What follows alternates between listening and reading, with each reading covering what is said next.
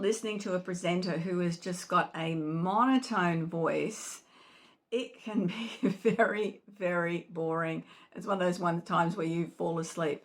Changing the pitch in your voice is such an important factor. So if you want something to be exciting, you might raise the pitch up so it becomes a little bit higher, or you may want to bring it down. I find that ladies, it's a little bit difficult for you to bring your voice down into that lower resonance, but it tends to be easier to listen to. Gentlemen, I find it a little bit harder for you to bring it up a pitch so you're not just on that same monotone. Again, record yourself. See how your speaking can be changed with a little bit of variety in your pitch. So taking it up into a higher pitch, taking it down, do them practicing and see how it goes.